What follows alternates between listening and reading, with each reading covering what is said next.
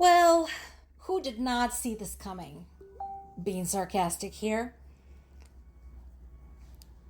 The 3-day ceasefire that Trump declared and took credit for didn't last 3 days because Russia violated it. Surprise, surprise, surprise.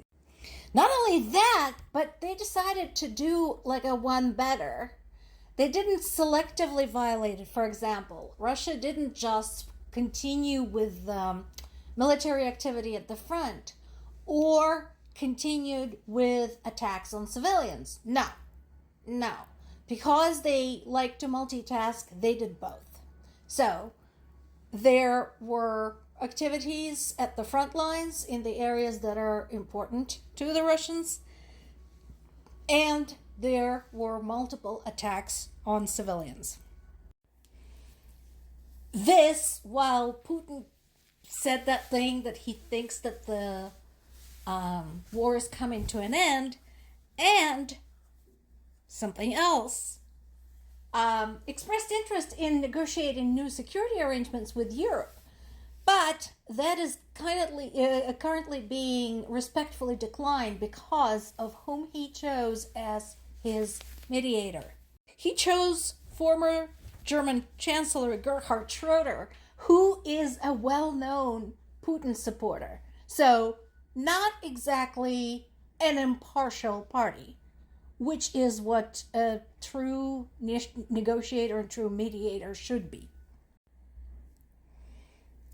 So going back to the drone strikes, here's what we had. This is Sunday. So remember, the ceasefire was supposed to last through end of day today. So this is from yesterday.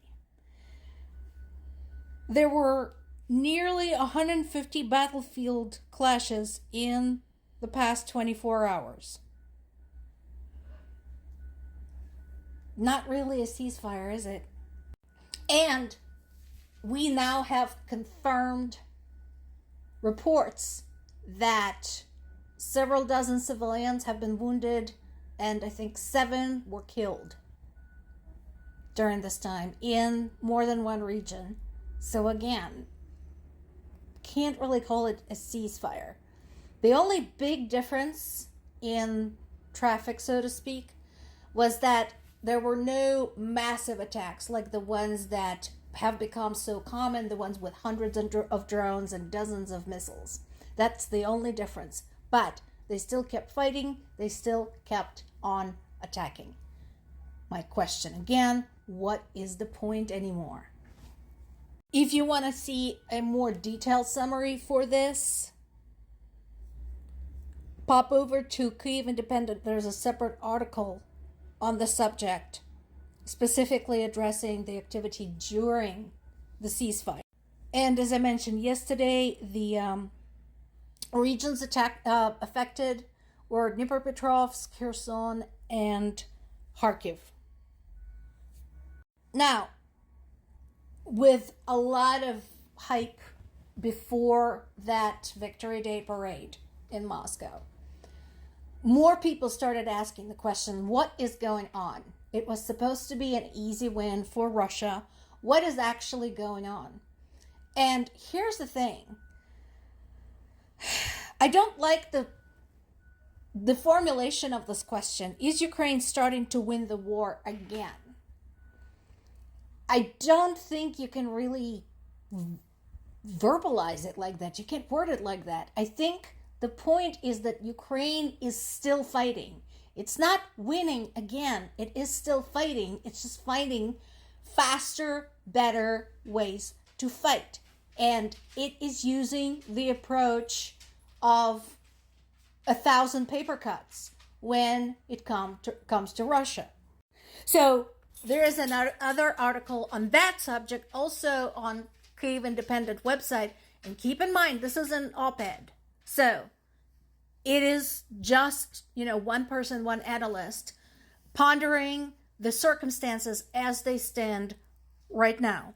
And yes, addressing the fact that, there was going to be, according to Russia, a parade in Kyiv 2 weeks after they started the full-scale invasion. And suddenly that didn't happen.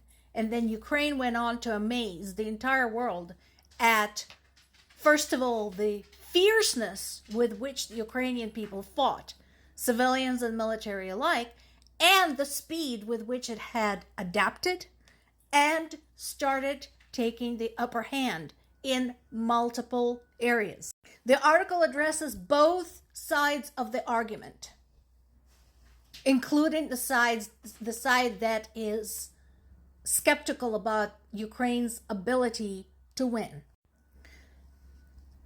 So, I think one of the things that's going to change, for Ukraine at least, and this is something we are already seeing, is there's probably going to be a departure from the concept of a seasonal offensive. What I think is going to happen, based on everything that's going on right now, is more of a steady pressure across the board with the introduction of new technologies to assist at the front lines. The reason I'm saying that we are already seeing this is based on what happened during March and April. And for Russia, it was basically no progress and record casualties. So for now, all else considered, that is a win for Ukraine. Stop the advancement of the enemy and keep on bleeding them. And while it's true that Russia continues to be able to recruit between 30 and 35,000 new soldiers every month so far, the problem is that they're going through those soldiers so quickly that whatever they recruit arrives at the front line completely unprepared, very poorly trained, unable to adapt in real life wartime conditions, thus more likely to die. So basically, the pace at which they're recruiting is the same as it was, but the pace at which the casualties are mounting is rising. And of course, there is a mention of the drone. Now,